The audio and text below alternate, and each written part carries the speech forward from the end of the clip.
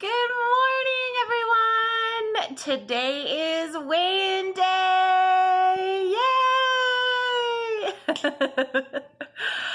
Okay, so this week, let's talk about this week. I don't really know what to say about this week other than I just kept plugging along. Let's see. So let's talk about the three things that I initiated for myself. The control. So number one, control. Guys, because of you watching my videos and helping me out, my control over sugary substances is substantially better. Like substantially. I almost feel like a normal person. Will define normal, but you know, someone that doesn't have to have a sugary fix every single day. I don't feel that way anymore. And I know it's because of your support in helping me. I know it is. Because in the back of my head, I'm thinking, oh, I have a weigh-in in a couple of days. Do I really want this? No, because I need my numbers to go down for my next weigh-in. So really, truly, you guys have been so inspirational for me and so helpful for me. So please keep watching my videos. Please keep commenting on my videos. Please like them, subscribe to my channel, all of that good stuff. Because really, I feel like it takes an army, right? To help me achieve my goals with someone who has been battling addiction. And if you guys don't know, sugar addiction is a real addiction. It triggers the same receptors as heroin does in your brain. And so it is a legit addiction. And I mean, I'm not by any means comparing myself to those that have fought heroin addictions. I am not comparing myself at all. But just know that it is a real addiction. So you guys helping me has been truly, truly magnificent. I guess that's the word that comes to my mind. Magnificent.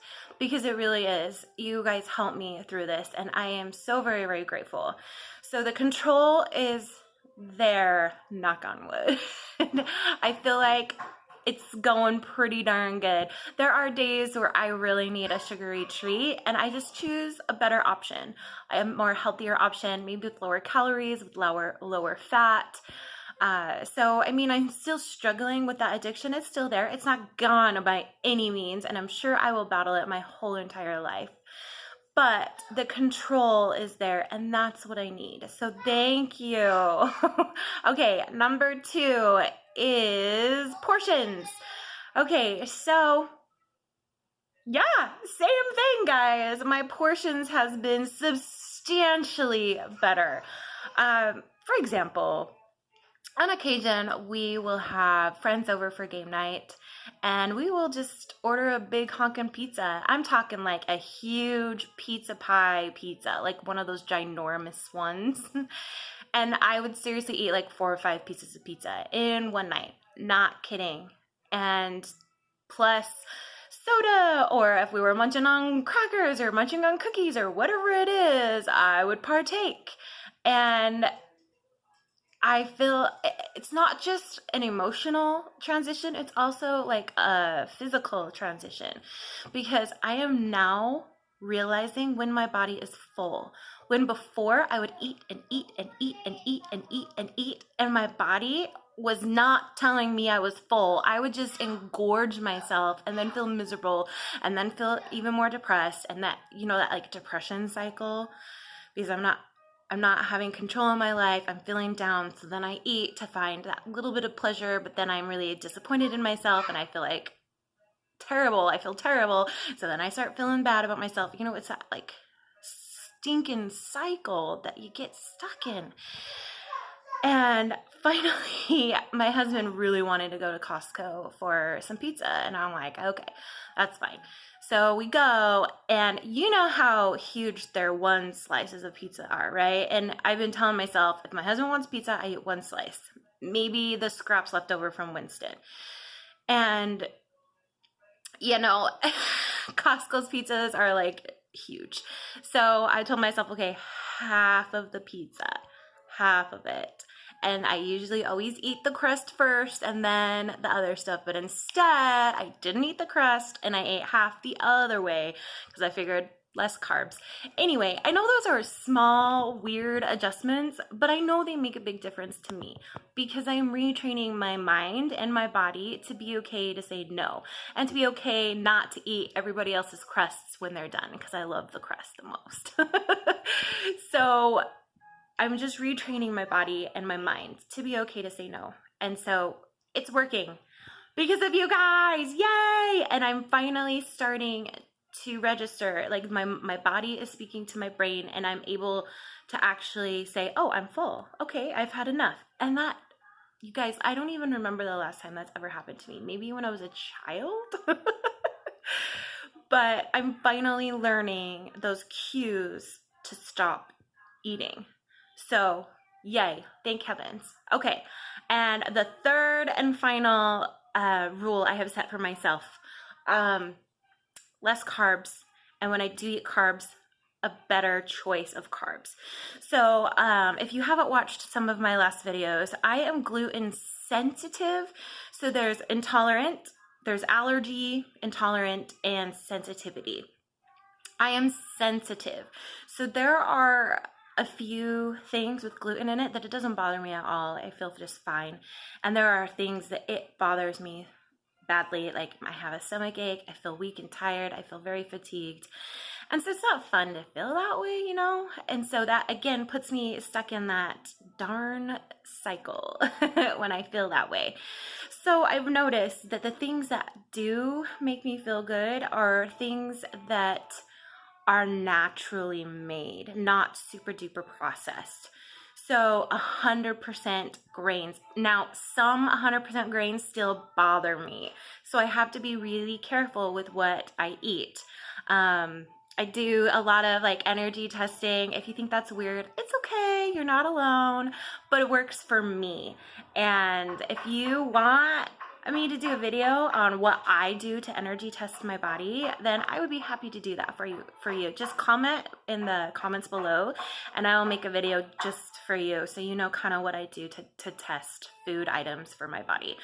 But I do energy testings, and whether you believe me or not, it works for me. And I know, okay, my body doesn't want that food item, so I don't eat it, or yeah, my body's okay with that, so I'll eat it. And it makes a huge difference. I don't feel as tired. I'm able to get more things done in the day. I'm able to play with my kids more. Like, it really makes a huge difference. So with that sensitivity, I gotta be careful with the grains and the carbs that I do eat. So that's my number 3 rule. And I know when I break those rules, I feel it. I don't feel good. I feel tired. I feel fatigued. I feel weak. My joints hurt. So clearly for me, this might not be the case for everyone, but for me, a huge problem with my weight gain are the things that I'm eating. And the portions, of course.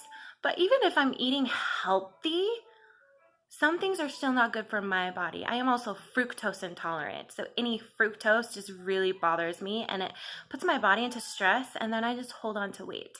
So I'm trying to avoid all of those things that put my body into stress so that I can lose weight and I can be healthier. You can be healthier and be a little voluptuous, I like to say. I'm not saying that I'm going to be happy if I'm skinny. I don't need to be skinny, you know.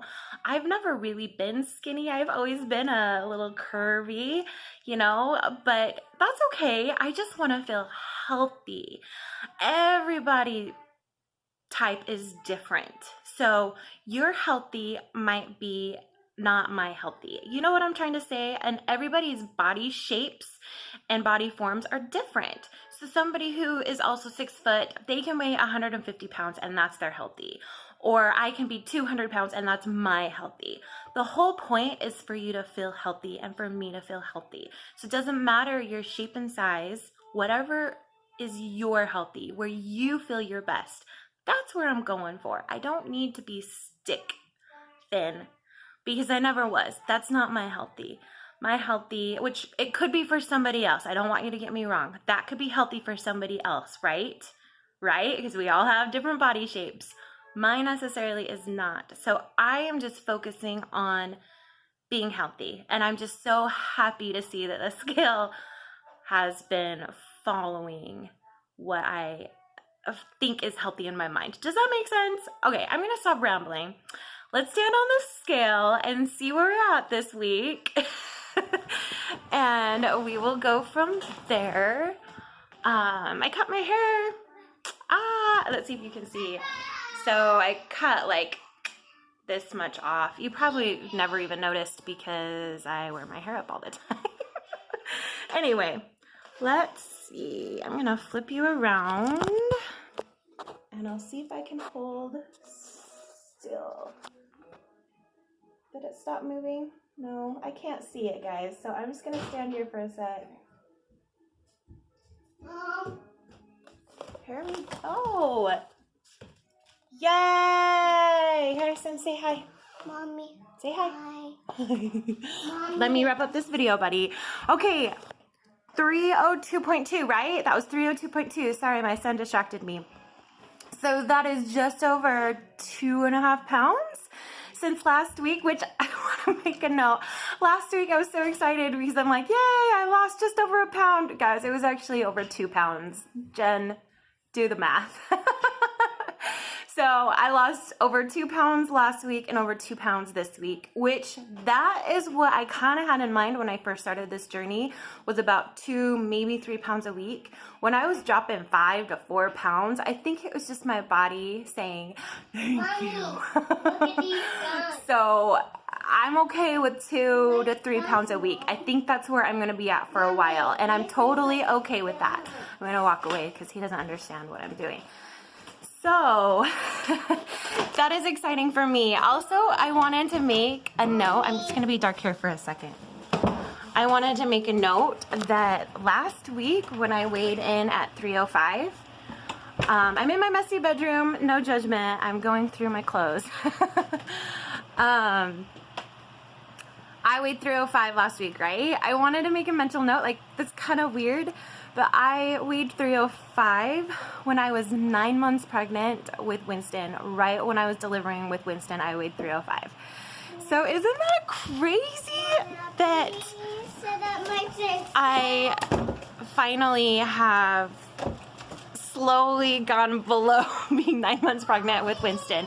But that just goes to show you what the depression did and how much weight I actually gained, which is kind of crazy to me. But I'm going to be kind to myself. I am not blabbering because I'm super distracted. I'm going to go take care of my kids, and I'll talk to you next time. Bye.